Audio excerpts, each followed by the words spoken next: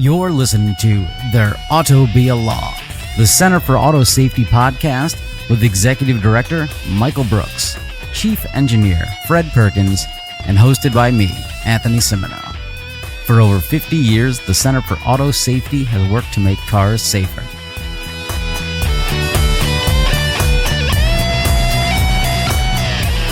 I can't really see you wearing polyester. I know, it's surprising looking at me now that was not a disco guy. Yeah. The guy who cut the chain fence at Woodstock and then like, I'm going to go home now. I've done my part. Yeah. That's right. Hey, is it time to say hello? Yeah, say hello. Hello. Hey, all right. Hey, listeners. Hey, listeners. Welcome back for another episode of the GM Cruise debacle. Okay, that's not the name of the show, but that's what we're going to start off with, because GM Cruise began testing their all-electric driverless taxis in Raleigh, North Carolina. I don't understand, but this is what they said. So the North Carolina Department of Transportation is not required to get a permit to test driverless technology on the roads in Raleigh. A state law passed in 2017 states that no driver's license is required to operate one. The registered owner of a driverless car is responsible for any violations, and the vehicles are required to meet federal safety regulations. So I have a question, particularly about point 2. The registered owner of a driverless car is responsible for any violations. Who is the registered owner of these cars? I'm assuming it's Cruise. I'd have to assume that because they're not, selling these things yet. So essentially all the vehicles they're testing would be owned by them. But I mean, so they've made a bunch of violations in California we're aware of. Like, again, how many, I got 2 points on my license for for claiming to go the wrong way down a one-way street. A cop was just bored. So how many points do they have on their license in California? I don't know. How is GM a licensed driver? How do you approach their license? Yeah, I see. It says no driver's license is required to operate one, but there's a minimum age of 12 to ride in one unsupervised. So there's a range of penalties associated with points on your license, right? So right. They're immune from those penalties. That's a pretty good deal. Yeah. How many points do you get for driving into a fire truck? All of them? I assume all of the points. That just sounds like state law gone wrong that's not protecting consumers. You're functionally exempting an unproven driver, which would be a software or hardware driver, you're exempting them from state law that applies to every other driver on the road. Huh. Okay. Well, the mayor of Raleigh said, I'm excited they're here testing this out. And people bring up the safety issues, and she says, it's always a concern, but so are people driving. We have more accidents now than we've ever had. So let's put on cars on the road that don't have people in them. And are set up by a guy named Kyle. Like, I mean, this is all just more of the same aspirational junk we've seen, it's being spread like mayonnaise across the country ahead of the rollout of these vehicles. They're not just showing up in Raleigh. They're in Nashville. They're all over Texas, in Miami. If citizens can't stand up in their localities where these things are and somehow force a change in the process that gives them more power and takes away some of the authorities that states have in this area, which, the states are making the decisions for, your street in this case and what can go on your street. And you have very little ability to push back on that. It's a tough situation for consumers to be in, but, this plan has been laid out. This law has been in place since 2017 before, driverless vehicles were a twinkle in many people's eyes. So it's just been well planned and executed on behalf of, the industry. Well, people perceive that it's a gold rush. And one of my professors in college gave me an expression. He said, if there's a gold rush, sell shovels. And so these people are all shoveling it, I believe. I get the joke. There's some double. Oh, you're good. You're right on top of that. That's good. Look at that. Good, Anthony. Speaking of somebody else is shoveling it, let's go to Tesla. So, this Cybertruck thing. I don't know what you want to call this thing. So they have the production candidates. And now my understanding is when auto manufacturers have a production candidate, they're like, hey, everything's ready to go. We're done. The design is good. We're just making sure, like, we're having the people in the factory do a test run through it. And, make sure everyone knows this is where my tools are. This is how it's stemming, blah, blah, blah. Well, I don't know how they're referring to the Cybertruck because Elon sent out an email to his engineers saying, due to the nature of Cybertruck, which is made of bright metal with mostly straight edges, as if they didn't, do they all wear blindfolds? Any dimensional variation shows up like a sore thumb. Okay, good. He continued, all parts for this vehicle, whether internal or from suppliers, need to be designed and built to sub 10 micron accuracy. Huh? That means all part dimensions need to be the third decimal place in millimeters and tolerances need to be specified in single digit microns. So I have a lot of questions about this. And Fred, I think you can answer them. I'm just going to fire them all out at once. So, wait, was that your best Musk impersation? Nah, I don't even know what he sounds like, tell you the truth. I have right, no clue. I don't either. Yeah. Okay. That's great that he's listened to the show and he realizes, hey, these things are going to look ugly. But sub 10 micron accuracy. So stainless steel is a metal, right? Yes. Okay. And metal will expand and or contract based on the ambient temperature, correct? Correct. You're turning into a real nerd. Look, you're helping me. Okay. So is stainless steel impervious to climatic changes? No, of course not. Okay. So climactic, climate change, whatever, something. Tectonic changes affected too. Yeah. If I breathe on it. Okay. So then he goes out and he explains this, but then he says, then he explains what a micron is to his engineers. So there's only two conclusions I have from this. One is Elon, the world's greatest engineer, just learned what a micron is, or Elon, the world's greatest engineer, hired a bunch of engineers who don't know what a micron is. What's happening? Well, it's hard to know. He's the boss, so he does what he wants to do. But let me just state that building things to gross structures to within 1 micron over and over again with high accuracy and high precision would sink the company. It can't be done at any kind of reasonable cost. It's a huge challenge. Just like saying you're going to build a mirror that is suitable for optical use as long as a car, and then drive it down the road and bang it with hammers and do all the things that happen to cars, and it's still going to be an optically perfect mirror. That's not the way people treat mirrors. It's not the way people treat cars.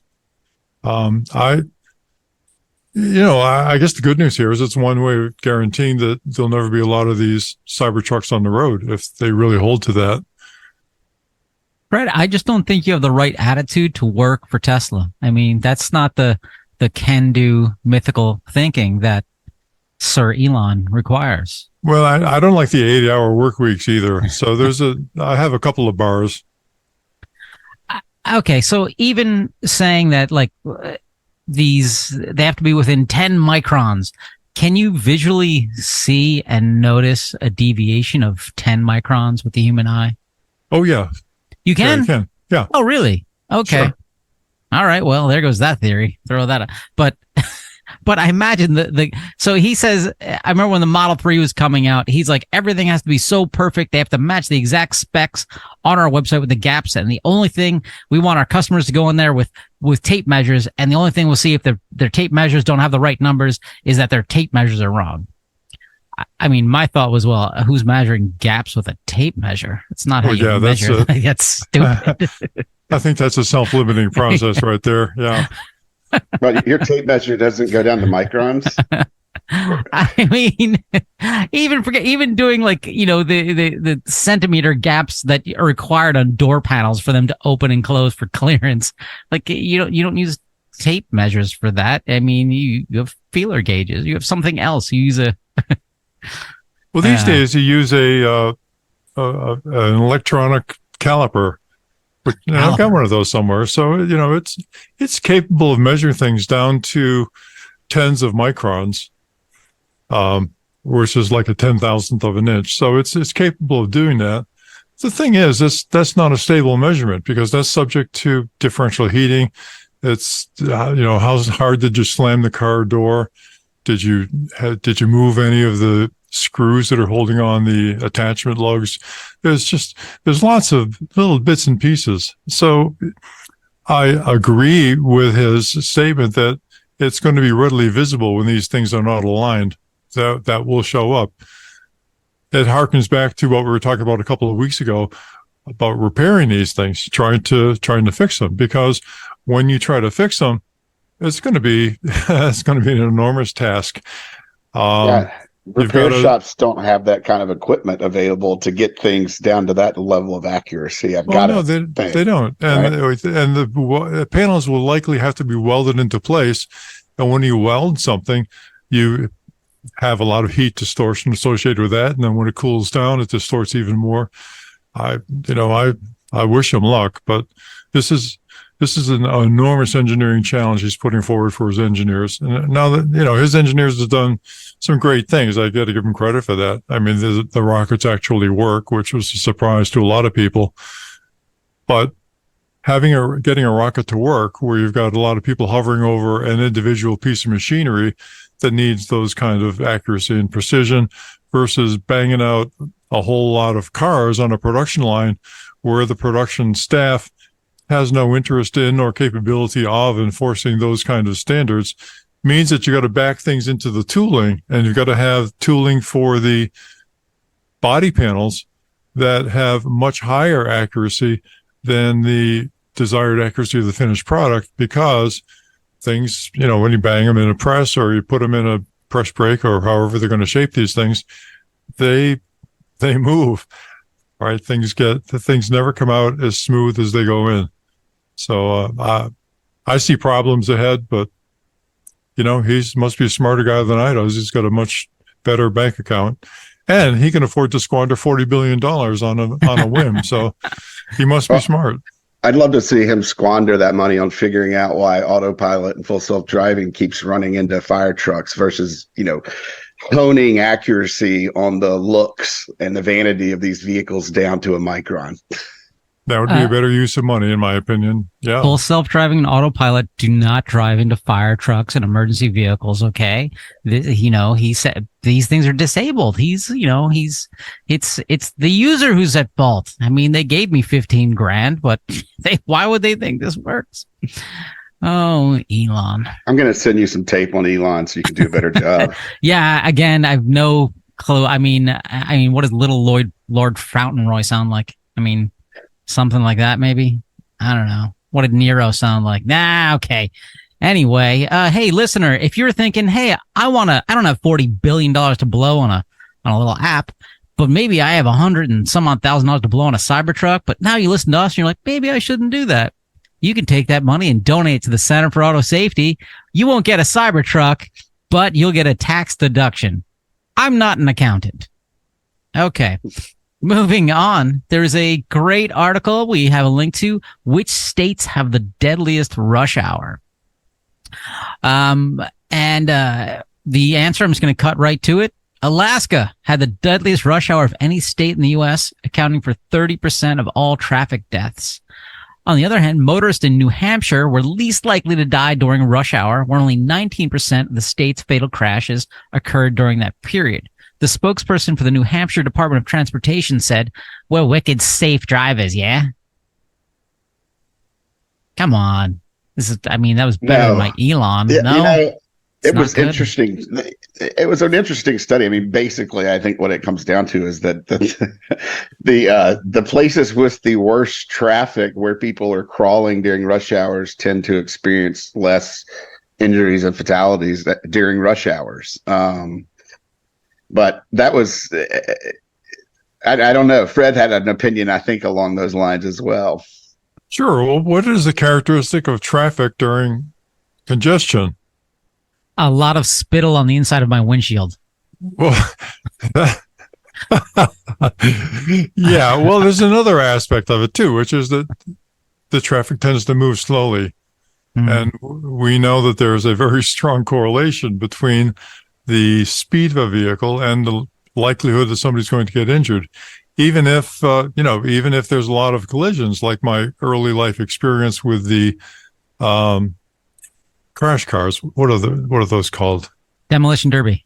Demolition? No. At the deer you hit. What the hell? Oh, the bumper cars. Bumper cars. Yes. Yeah.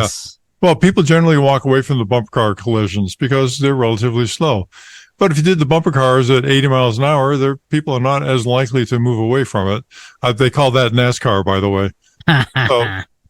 I think that it's got nothing to do with the population density, because population density of New Hampshire is not too different than the population density of Alaska, I guess, at least compared to other states.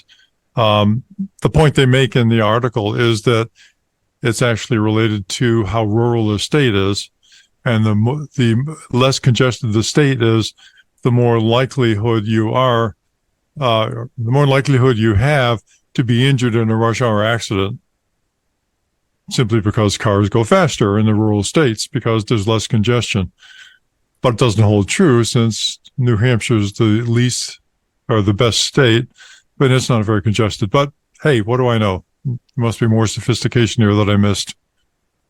Well, I mean, we already know you don't know enough to work at Tesla with that attitude problem you have there, Mr. 10 microns. Let's give a follow-up. Astute listeners, a month or two back, we talked about the right to repair laws. Do you remember that, astute listeners? Pull up your notes. There'll be a quiz in a second. There won't be a quiz unless Fred has one. Basically, what we talked about was saying it was in Massachusetts, where they passed a law to say, hey, independent dealerships separate from the car dealers have the right to go in there and repair your vehicle. And you as a consumer have a right to have all of your data and everything that the car collects about you, the car that you own. Well, NHTSA at the time is like, nah, I don't think so. Bro. You can't have that. But thankfully, a couple of weeks ago, they put out a letter backing, saying, wait a second, we didn't mean to say that. And it's a little confusing. I don't understand. So, a big part of the problem was that they allowed for remote access in the law that was put out. And NHTSA was reading that as remote access from anywhere, whereas it appears that the state or the people behind the bill were reading that as, very restricted access from a location, like a Bluetooth access versus having this available to people on the internet. So NHTSA came back from a very strong stance saying they were going to preempt this law to saying, well, we talked to them and we think we found a way to work this out. And, manufacturers are going to have some time to get this into their system. Basically, what it looks like is providing for a Bluetooth access or something like that that's restricted in geographic scope to people who need to work on these cars. So wasn't there a message from the New England Patriots threatening to throw NHTSA into the Boston Harbor?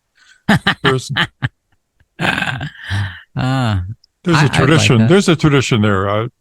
For fans of history, you may have heard about the Boston Tea Party. So does it look like this right to repair? Because this right to repair law we've talked about is more than just your data inside your car. It's more expansive to your electronics, your phone, your computers, your television, your blender, your sous vide machine, your shoelaces, all sorts of things. Is this, how does this, I don't know if you know, how does this affect other parts of this? And will this expand to other states or other states saying, hey, this is a pretty good idea, Massachusetts? I mean, I don't know why people put on your right blinker when you turn left, but this is a good idea. God, I think the nightmare for manufacturers would be having to comply with a different set of right to repair laws when they cross state lines. That doesn't sound like something they'd be excited about. I think that a federal right to repair law would be a great way to go here, particularly since, vehicles aren't the only thing involved here. Tractors and phones, just I won't name them all. Anthony just did, but there's so many areas where there's a consumer issue here. There are privacy issues, there's cybersecurity issues, and, a federal right to repair law that digs in here and plants a stake allowing for consumer privacy, and also, allows this technology to continue to develop, which is also important, is what needs to be done ultimately. State by state effort in this area, an area that's still developing, gets really complicated really fast. And so I believe we have friends at US PIRG that are working on this on a larger scale, the federal level. Is that correct? That's correct. All right. So we're not the only good people in town. There's others just like us, but give us your money. Okay, that might have been, look, it's better than, we're not going to sit here for an hour and just do NPR. And up next, Chuckles and Barry with a puppet show on the radio. Nobody wants a mug with your face on it. Oh, man. Mug on a mug. Come on. It's a great idea. I don't know why you keep shooting that idea down. Speaking of we workshopped it. And, it just wasn't a winner. I'm sorry. Yeah, it didn't make it past the rehearsal podcast.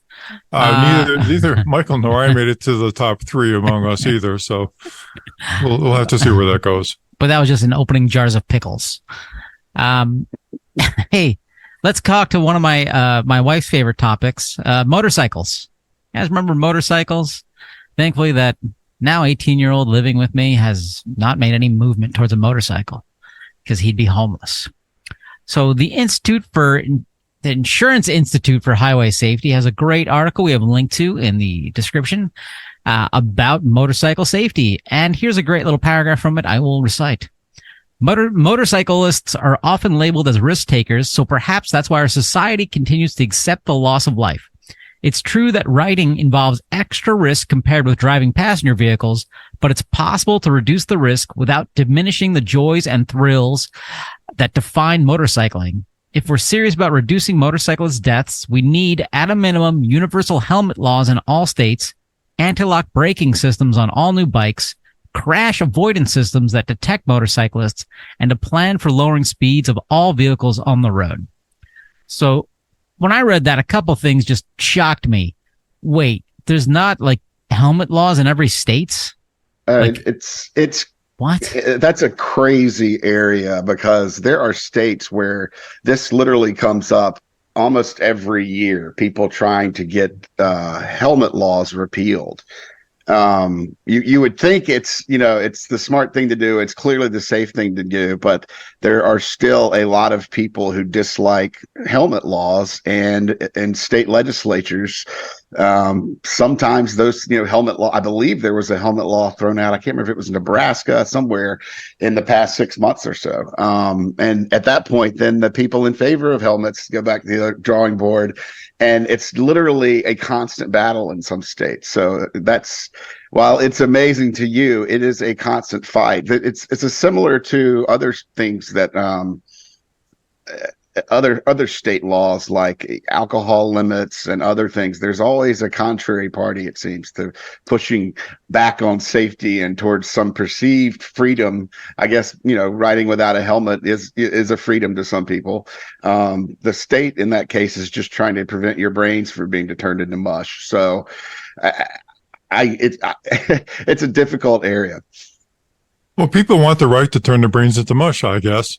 But, there's a couple other aspects to this, too. The argument is that it's freedom versus the nanny state.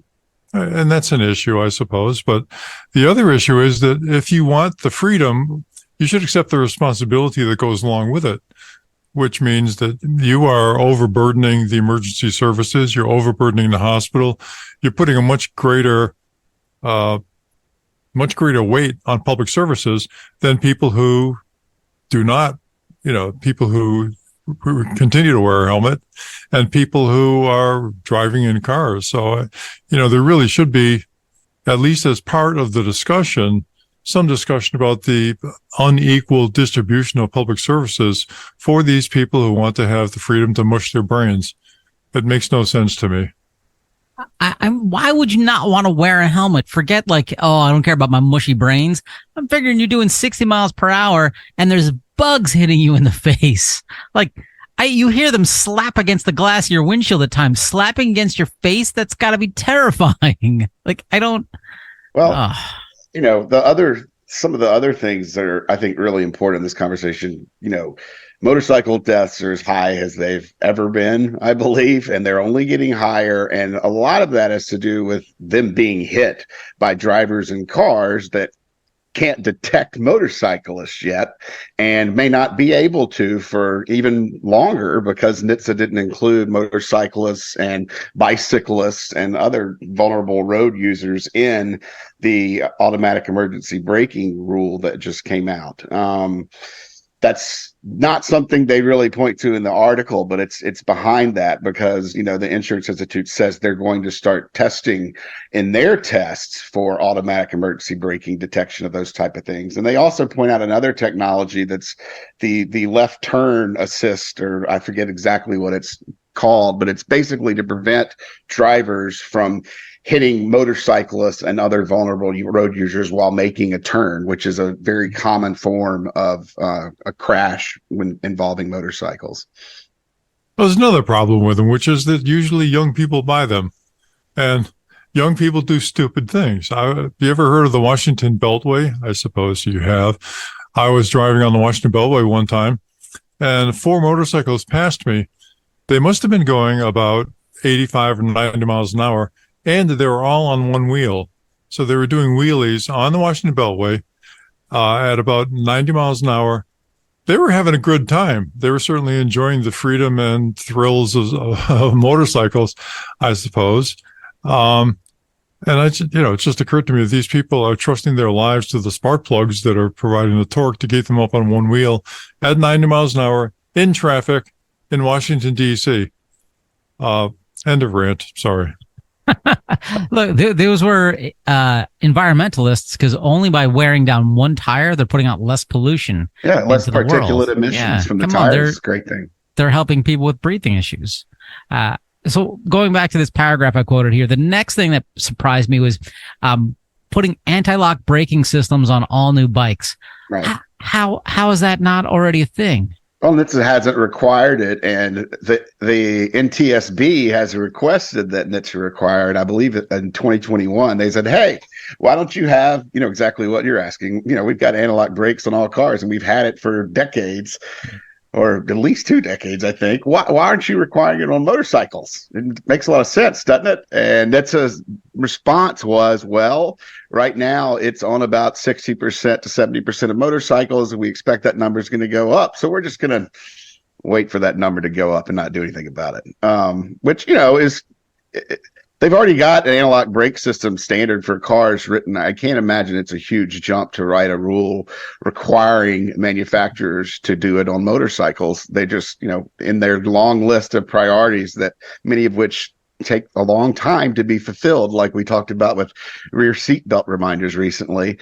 That's another one that just gets lost in the shuffle. Crazy.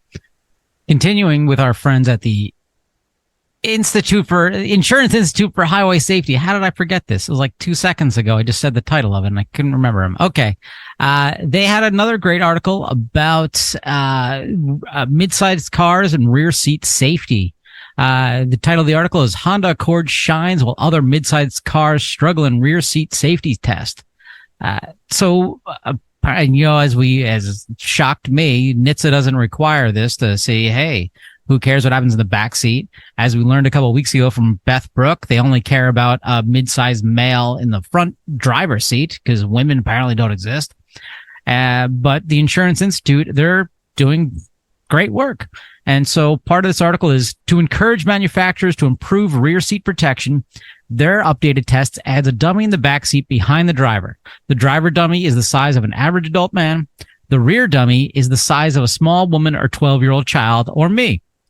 IIHS researchers also developed new metrics that focus on the injuries most frequently seen in backseat passengers. Why is that? I mean, I already know this. I don't even know why I'm here. I'm just asking the same question. Why does NHTSA suck? That's all of my questions. Like that's harsh there. You're being rude to our friends and colleagues at NHTSA. Okay, I'll rephrase my question. Why do the people who fund NHTSA suck?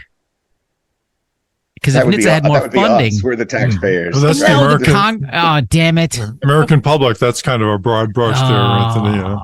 What I think you're trying to ask, why has NHTSA not done more to ensure the safety of rear seat passengers? There you go. I think that's a good question. I mean, it's something we've certainly pointed to when we see a lot of seat collapses, front seat collapses, and injuries to children in the back seat. It's something we've been pointing out for a long time now, and a number of other groups have been pointing out.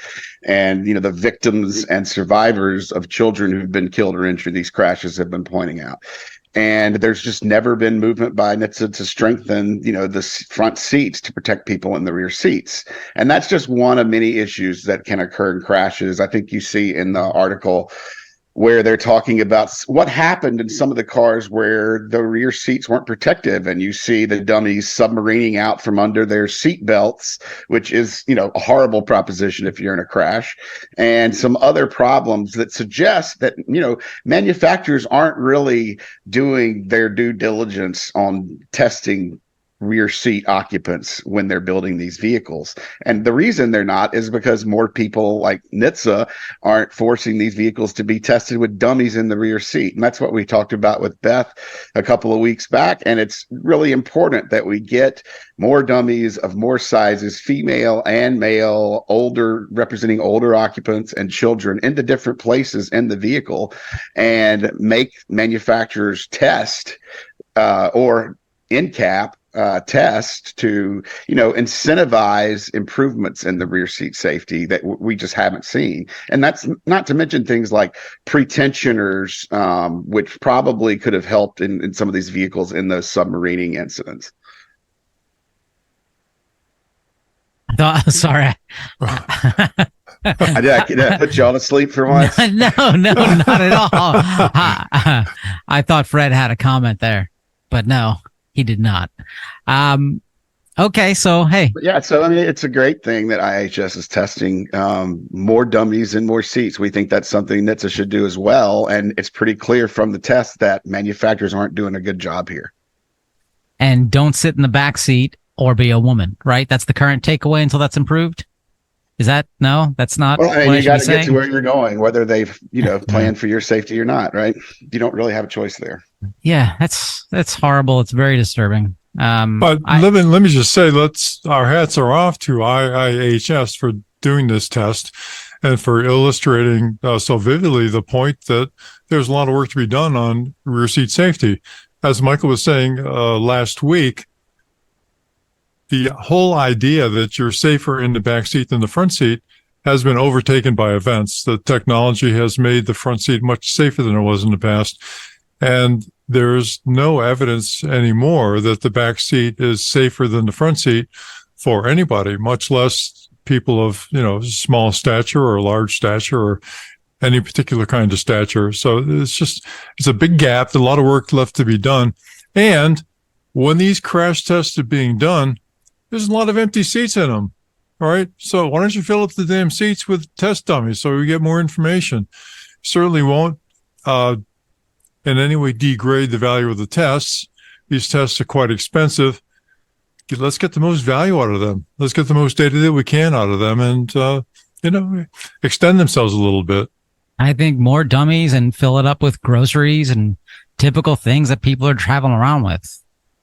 And even the conservatives would agree that there's plenty of dummies in the government. Yeah, we'll put some of them deep staters in the car. There you go. Again, accent's not my thing. I'm not sure who I was channeling there, but Michael's giving me a dirty look. He's just let me cover the Southern accents. You stay out of it. Slap that boy upside the head with a brick. I know. Oh man, we got to do that. Let's move into something somewhat entertaining and fun. How about that? How does that sound? And everyone's looking at the screens like, oh, what is he going to talk about next? I know what it is. Do you? Which one is it? Because I'm not sure. I'm flipping between the two of them. I think we need to talk about some of the things that have been in cars that are disappearing.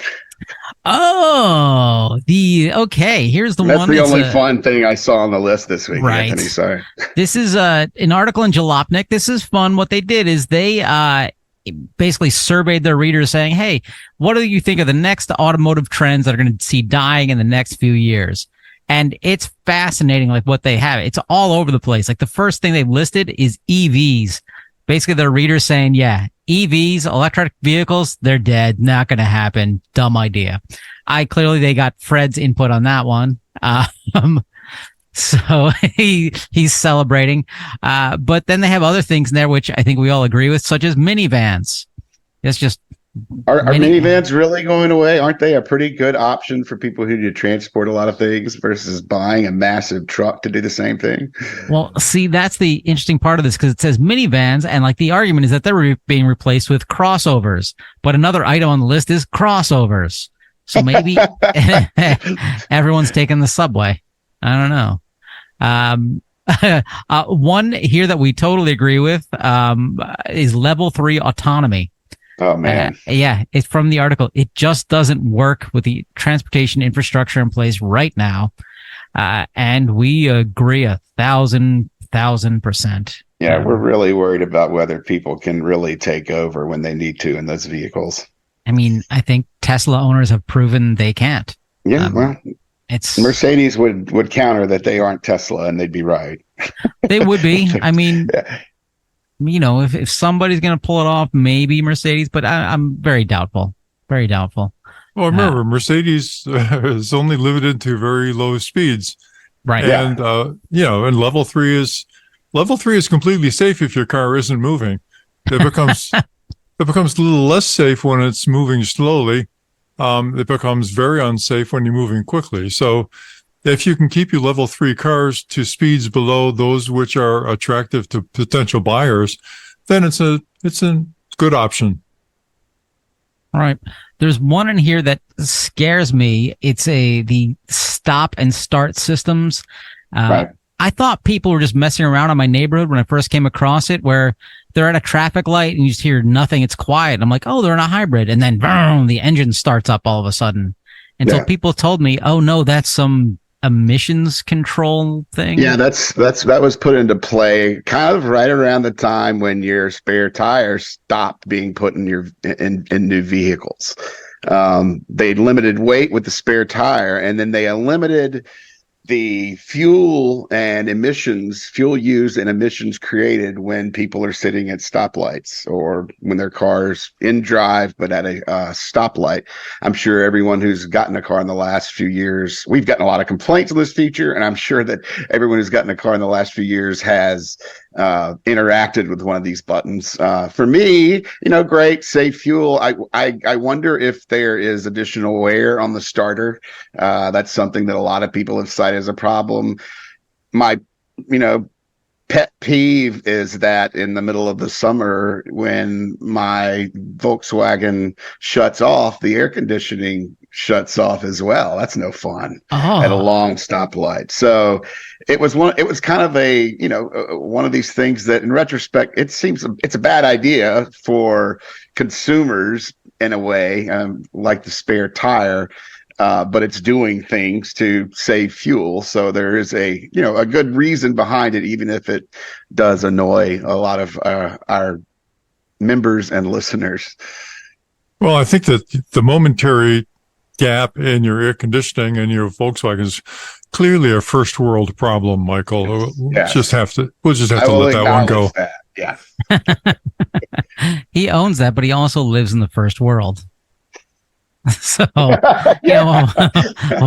what else does he have to complain about? I mean, he's always got lots. He's good. Okay, good. He fills up the airtime very well. I did drive around in my previous Volkswagen for about a year or two with no AC at all, which let me tell you, that was fun commuting to DuPont Circle for work every day in the summer. But, it was, I don't know why I chose to do that, other than my car was on its last legs and I was too cheap to fix it. But it was not good for passengers. Ladies and gentlemen, Michael was not too cheap. It was just he needs more donors, more donations from listeners like you. We say this in jest, but I'm not. We know where all of you live. My last name ends in a vowel. Did I just threaten people? Oh my God. Don't worry. I ever describe myself as the child-sized doll. I don't know what's wrong with me today. We normally record in the morning. Yeah, great. It's not getting any better. Look, let's let the grown-ups speak. So let's go into the Tao. Okay. Today's topic is going to be radar and lidar and Duran, apparently. I don't know. Okay, not Duran, but radar and lidar. Does that sound good? And Klinger? You've now entered the Tao of Fred. Pumped up. I'm just giving you a little dead space to put it in the intro, Anthony. No, don't laugh good. at me. I'm trying to help here. You did. That's great. But the intro for Tao of Fred is it's like a second long. That was great. So I gave it a little buffer. That's all right. So Anthony, I sent you some homework. What is radar? Radar is a character on MASH. It's something that bats don't use. It's a radio something. It's radio waves bouncing off of things, and you're counting how many, 1 Mississippi, 2 Mississippi when it gets back to you. I didn't do my homework. Well, that's not so bad. So radar, basically, for our interested readers, is electromagnetic energy in the radio range that is emitted by a source, then propagates into space, it hits a target, and some of the energy bounces back towards the receiver. And since the speed of light is a constant, and since the radio frequency is a source, is one kind of light, actually, then you can, by measuring the time it takes to return, you can tell how far away the target is. So if you've got, that's the fundamental. The difference between radar and lidar is fundamentally that lidar just simply uses a different frequency of electromagnetic radiation. So because it has a much higher frequency, you are able to look at much smaller things with lidar than you can with the radar. Could you look at 10 micron gaps on a Tesla Cybertruck? You actually could if you wanted to do that. And people who use optical surface contour measurement systems, which I've become familiar with, and one German company actually used light to do just that. And they use it at BMW. It's one of the reasons the BMW hoods are so nifty looking, because they do use optical systems to measure the contours. Anyway, there's a good part and a bad part being able to measure small things. The good part is you can measure the small things. The bad part is you have to measure lots and lots of small things in order to make up a big scene. So radar's got lower frequencies, and so it kind of looks at a broader range of things than lidar, and you don't have to have as many pulses to get back the images. That probably makes obvious sense, but if you look at a picture with a microscope, you'll see lots and lots of little dots. If you look at it with your eyes, it's more like looking at it with radar, where you're looking at kind of the gross characteristics of things. There are many types of radars that you can specify and that you can buy, and the kinds that are used in the vehicles are primarily an impulse radar, which sends out a little, as you would expect, a little pulse of radio energy, then waits for that pulse to come back and determines where the pulse came from by using directional antennas. So if it comes from the right, and you know the distance, you know the angle it's coming from, and you know the distance, you got a pretty good idea of what that is.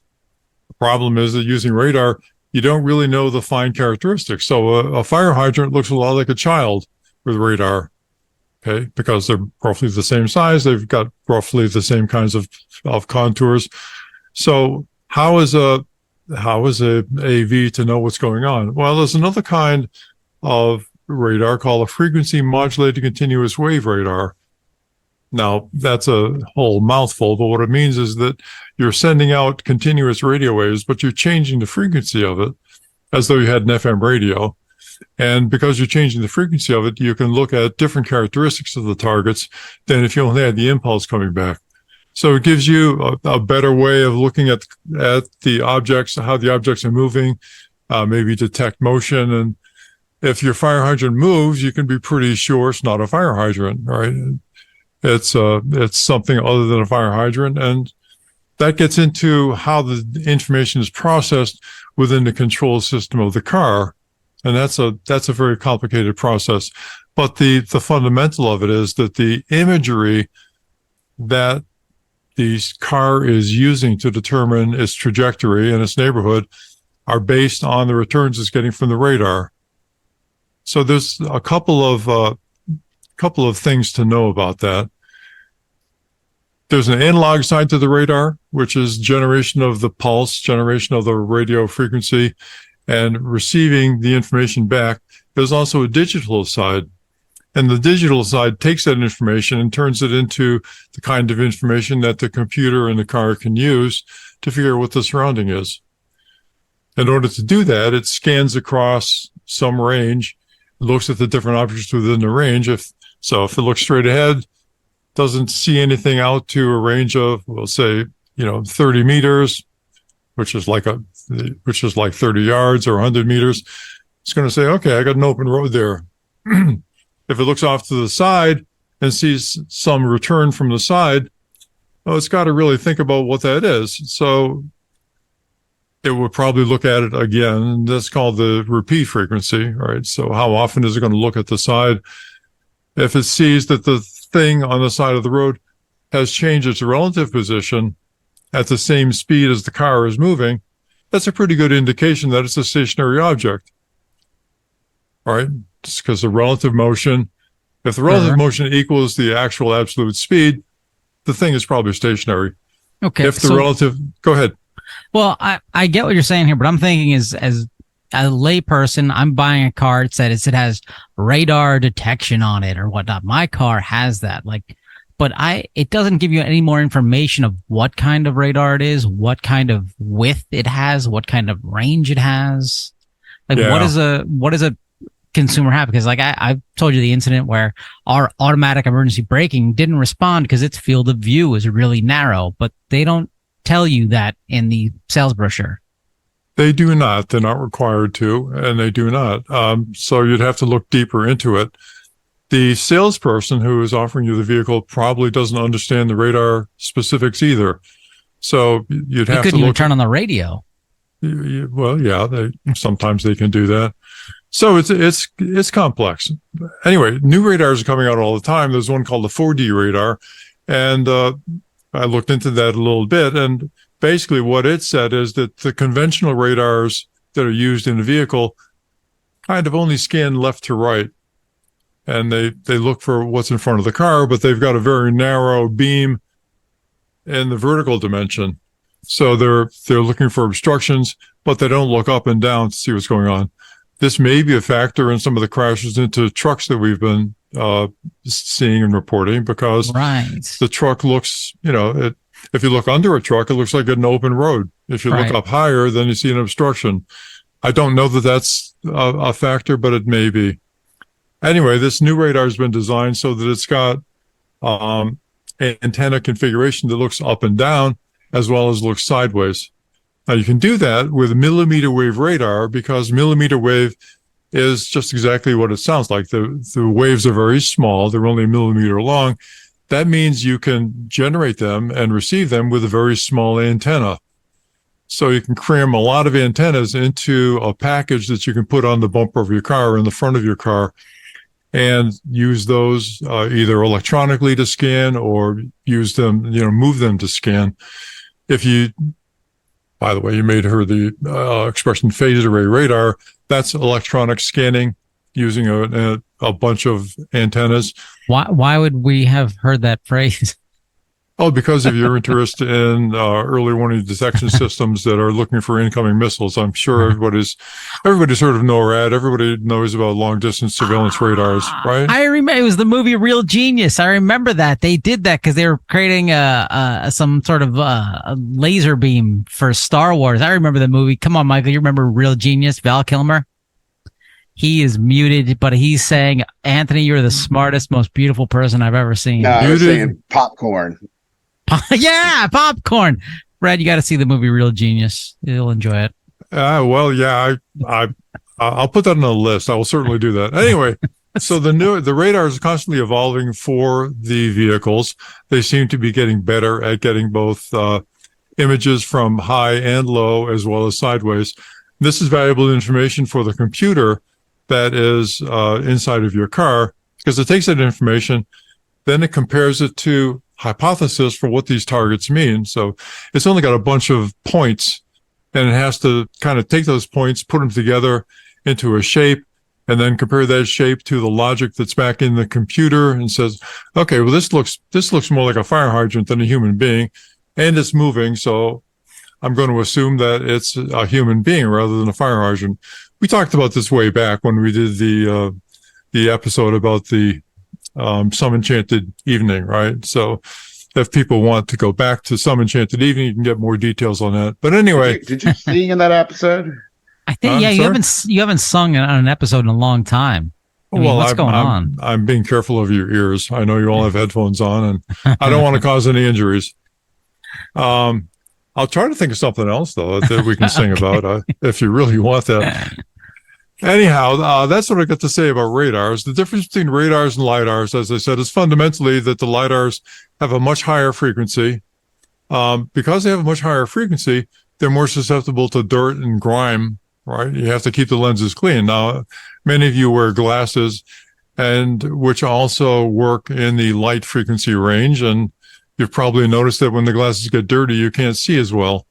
This is a problem when you're trying to read. It's also a problem when your vehicle is trying to understand what's in the road ahead of you. The radars are at a lower frequency, so you've probably noticed that you don't have to clean your FM antenna on your boombox in order to get the radio through, right? So it's much less sensitive to dirt, and particularly dirt in the optical path. It's also things like diffraction and refraction that are affecting this, but I won't go there. Wait, okay, so you just jumped into something here that I think Michael wants to scratch his head about too. So cleaning your radio antenna to get better reception. I remember back in the day, a lot of cars driving around that they had coat hangers as their radio antenna. I had one of those. Lousy antenna. But cleaning... But also your antenna would never get cleaned because you had to remove it before going into the car wash. Oh, well, of course, the boom boxes and the antennas came out at the same time as Duran Duran, and nobody really wanted to listen to that. So there's no point in cleaning your antennas. But really, okay. Just one more thing to bring up. So sonar pretty much works the same way, but sonar uses sound rather than light or rather than electromagnetic energy. There's a reason why sonar is used in marine environments, because you basically can't broadcast the radar energy into the deep water because it gets absorbed by the water. This is a shortcoming of radar when you're using it on the road, if it's very wet, if there's a lot of dirt on it. But radar is less sensitive to dirt and grime and rain and snow than the lidar, so it's comparatively better. But if you have an ultrasonic sensor on the front of your car, then that is pretty immune to the kind of stuff that's right around you. For example, you can use ultrasonic sensors to look inside of people to see internal organs and do the imaging of the internal organs. So the same principles that allow it to be used for imaging internal organs can be applied to the vehicle environment and can be used to detect objects near your car, in front of your car, or on the side of your car. So it's a different frequency range, a different medium, but the fundamental principle is the same. It sends out sound energy, waits for the reflection to come back from whatever the target is, and then knowing that the speed of sound is roughly 1,100 feet per second in dry air, it can go ahead and calculate distance, do some imaging associated with that, depending on how many receivers it's got.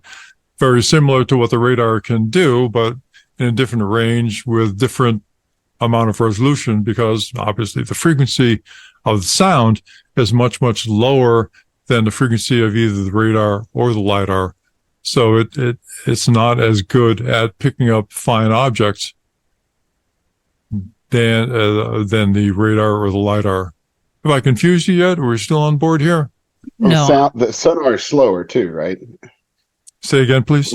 It's much slower, the sonar. The speed of light. Yeah. Yeah, it is slower. Yeah. The processing may not be slower because it uses the same computing systems and similar algorithms, but the actual receipt of the information is slower. But still, 1,100 feet per second is pretty fast, right? You cover a quarter mile in less than a quarter of a second, or less than a second. So it's pretty fast.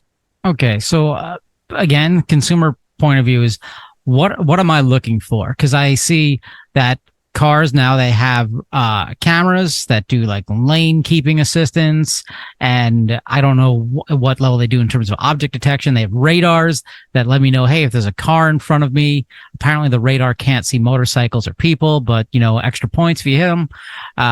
Ultrasonic sensors, which is, from what I've read, are mainly used around parking. So I guess they have a very short range, and they assist around curbs and like walls and parking garages. LiDAR, which very few cars have because it's incredibly expensive right now, but the prices keep dropping. And that's really good for finer detail. And so the impression I have is that most manufacturers, with the exception of the man behind the curtain, have combined all of these, are trying to combine data from all of this to build out a bigger picture. Is that right? Like, what do I look for as a consumer? Well, first of all, is my summary of basically what the very lay approach of, is that how they're being used? Well, what you look for as a consumer is whether or not a self-driving vehicle is headed your way, and then you run. Okay, no, what I'm talking, like, look, when you're, after you hit your next deer and you're like, oh no, I got to buy a new car. Like, what are you looking for in those safety systems we just talked about? Like that it has all of them. I'd be looking for some kind of validation that the damn thing works, because I would think, well, that's the real problem. The real problem is you don't know what the specifications are. There are no federal requirements for the specifications. There are no federal requirements to validate that you've actually achieved performance consistent with those specifications. The AEB standard, which is currently in development at NHTSA, is a huge step in that direction, because they're now looking at tests to validate that, in fact, the AEB systems are working. As a consumer, you would want to know that the vehicle does have an AEB system, that there's some reason to believe that it actually works. At the moment, the only thing you can do is Google the results and find out which ones work well, which ones don't. And, I think IIHS is the only one really testing and putting out ratings on that in the United States at the moment. Oh, also probably Consumer Reports as well on certain features. I know they're looking at driver monitoring. Yeah. But beyond that, you'd be hard pressed to dive into the details of the sensor system and the perception systems and, all that stuff that goes along with it to try to figure out if this is really going to perform well. We would like the government to step in here and establish the standards and a rating system so that people will know that these things actually work. More important, to identify the ones that actually do not work, which was somehow left out of the AEB standard, and kind of where we are. So, little primer on radar, LiDAR, and ultrasonic sensors. I love this stuff. If anybody has any questions, contact at autosafety.org. Love to banter about this. He's not kidding, ladies and gentlemen. He's really upset that Michael and I didn't have more questions. So please, if you do, contact at autosafety.org. $10 a question, $15, and he'll come over and give you a back rub. Only some of this is true. I mean, well, everything Fred said is probably true. I don't know. But as a consumer, I guess we're kind of just, left to marketing and Toyota's safety sense or whatever they call it. But I think to your point is we don't know without any sort of more of the deep state telling us what to do, man. So without, better regulations and guidelines. Okay. I think that'd be good. How about some recalls? Let's do a couple of those real quick. We promised listeners on our last episode that we would talk about, man, you're gonna get me in this name again, huh? The Nikola. Yeah. Nikola. It was these are the guys who faked the car working, right? And pushed it down a hill. I don't know. Anyway. These are the guys that make giant. This is a giant. Yeah, they make semi-truck. semi trucks. Yeah, they were the ones who. Anyway, there's so many fakers out there trying to keep track. They're recalling certain 2022, 2023 TRE BEV vehicles. The coolant may leak inside the battery pack. Owners are advised to park outside and away from structures. You know, it looks like there's accumulation of coolant in the battery pack that causes a short and increases the risk of fire. I mean, this is about 200 vehicles, so it's not a lot, but they are semi-trucks. And, this is one of the few manufacturers of electric trucks. And, it's kind of like when your only vehicle, remember how GM and Ford have responded to battery fire issues in EVs very quickly. It looks like they're doing something similar here where they're advising owners not to turn off, let's see, the main battery disconnect switch. Leave it on at all times, because if you turn that switch off, it also turns off the real-time vehicle monitoring and safety systems operation in the vehicle. So you want to leave that on to allow for better connectivity with their fleet program. It looks like they have a pretty complex system here to keep track of these things. And you should be getting a notification letter soon, but the remedy's in development. So if you do own a fleet of electric semi-trucks, you'll be getting that soon. Yeah. Oh, man.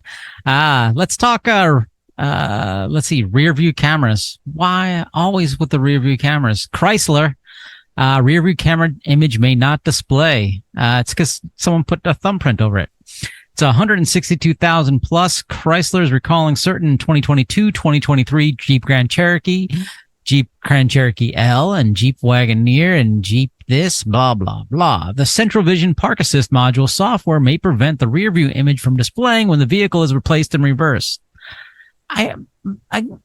Again, with these rear view cameras, what did something become difficult with them all of a sudden?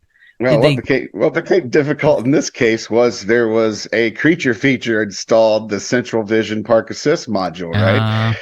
That is interfering with the rear view image. I don't know, who knows how these things work in actuality, but it looks like there's yet another problem because one of the safety systems of the vehicle is routed into and through a more complex, construction of things that include, advanced parking features, park assist features that are not connected to Federal Motor Vehicle Safety Standard 111 that makes a requirement that they have working rear view cameras when the car is placed in reverse. Just when you thought you had enough rear view camera recalls, here comes another one. Incorrect rear view camera image may display. Oh, that sounds fun. You can see ghosts now. Ford, 18,513 vehicles. The 2023 F Super Duty F250, F350, and F450 vehicles equipped with the Pro Trailer Hitch Assist. And ladies and gentlemen, if you have a Super Duty and you don't have the Pro Trailer Hitch Assist, what's the point? How are you getting your boat up a hill both ways to your barbecue? The default rear view camera image may not be displayed when using the Pro Trailer Hitch Assist feature. This is kind of a ditto on the last one. This is a system that is, it's a system that's operating when you're going in reverse, but it's clearly not, it's intended to, it's really a boat safety measure or a trailer safety measure. In some respects, it's trying to help you get your trailer hitch hooked onto your vehicle. It's a convenience that is being tied into the same system as a safety feature, which is the rear view camera. So very similar to the Chrysler situation, and an area where we continue to see recalls. This is one of the number one types of recalls that is filed with NHTSA these days, and it continually leaves us wondering what's going on with the rear view cameras and all the problems here. And is this somehow connected to all these touch screens and other issues that consumers seem to be having in their vehicles? Well, the software is difficult. It just is. But you'd think that these companies would validate their software changes before they put them out into the public domain or before they put them out into their production vehicles. I simply don't understand the sloppy software development process that's going on. Granted, it's not an intercontinental ballistic missile, and you don't want to be very careful with ICBMs when you put them together, but still, the minimum that you should expect is that the regression testing works and the damn software works in situations where you expect it to work. This is really just sloppy engineering. And I feel very similar. I mean, really, all you're doing when your transmission goes into R, that's reverse. The rear camera needs to be displayed in front of the driver. It's very simple, right? How are we making this so complex that we're seeing, 20, 30 recalls on this issue every year? Yeah, I don't understand why they're tying it into other systems. There must be some thought process beyond there, but I don't know. Maybe they're buying their software at Piggly Wiggly. I just wanted to make sure that we had that reference in the show today. Piggly Wiggly would never sell that. Their standards are far too high. That's good. I'm glad to hear that. Well, Fred, you've done a lot this episode to let Tesla know that you're unqualified to work for them. But Piggly Wiggly is hiring, probably. I've never been to a Piggly Wiggly. And I resisted an urge to do my version of a Southern accent. But hey, let's do one. Resist Elon as well. Resist. Yeah. Well, hello, I'm Elon Musk. I don't know. It's probably more like Precious, right? Sudden software error may cause unintended acceleration. No rear view camera issue? This is almost 38,000 vehicles. Hyundai is recalling certain 2021 to 2023 Elantra HEV vehicles. That's software error, because software is hard, in the motor control unit may cause an unintended vehicle acceleration after the brake pedal is released. That sounds like when I first learned how to drive a stick. Is that the feature they put in? This appeared to be, when you hear sudden acceleration, you think about, vehicles going 70 miles an hour into the wall or without brakes. This situation appears that the consumers were able to slow the vehicles down using the brakes, so that it's not like the Toyota sudden acceleration we saw a decade or more ago, where the vehicles somehow the brakes were not working while the vehicles were driving themselves off. And that was the software error there. But here, it looks like these are mostly low-speed incidents. And, I think that customers are going to have to wait on a remedy for this one as well. This looks like a motor control unit software update, and they're not sending out notifications until October. So there's something in the pipe being developed as a fix at the moment. Right. And I'm just going to do one last one. This isn't a recall yet, but there's an interesting article in the Wall Street Journal about Ford and their F-150s. It was just the F-Series pickups, where people are driving down the street and all of a sudden these loud noises and high-pitched squeals are coming out of their speaker system, which is just frightening. It's very bizarre. In the article, there's Ford has developed a software fix that customers can get at a dealership or through a downloadable update. The fix uses the amplifier as a filter to prevent the speaker noise. Okay, so everything above 15,000 hertz, they've just removed. They basically have some EQ in there, gone. But it's funny, one person who had this problem, he just went in and had this 12-volt battery replaced on there, and the problem went away. So this is another one of these things. I'm like, yeah, your audio system, it's not new. Are they tying this into the safety system? What? I don't know. I mean, who knows? Were these electric vehicles? They're Lightnings? Because I know there have been some radio interference issues on AM radio with that. I think we talked about those. No, this is the service bulletin covers Expedition SUVs and F-150 from the 2021 to 2023 years, including the 2022 Lightnings. So it's not unique to an EV. Maybe they need to clean the antennas. There we go. Thank you, ladies and gentlemen, for listening to the show. Fred wins today's episode with the Piggly Wiggly mention and a nice callback there. Please download or subscribe and download episodes for your friends and hide the download somewhere. I don't know how you hide a download. I'm much better when we have coffee and it's morning. I don't want to record in the afternoon again. Well, I know you did this for me. I'm the one complaining. thanks everyone. And Thanks. if you have a Hyundai or Kia, go in and get that software update for the anti-theft fix, because only 20% have gotten them so far. And we just saw 2 folks killed in the DC area this week by a rogue Hyundai, and I don't think they've caught who stole it, but this is just a continuing problem, and the only way to stop it is to get the software fixed to the extent that it actually works. We're still out to lunch on that one as well. Well, thank you for listening, folks. Till next week. Bye-bye. For more information, visit www.autosafety.org.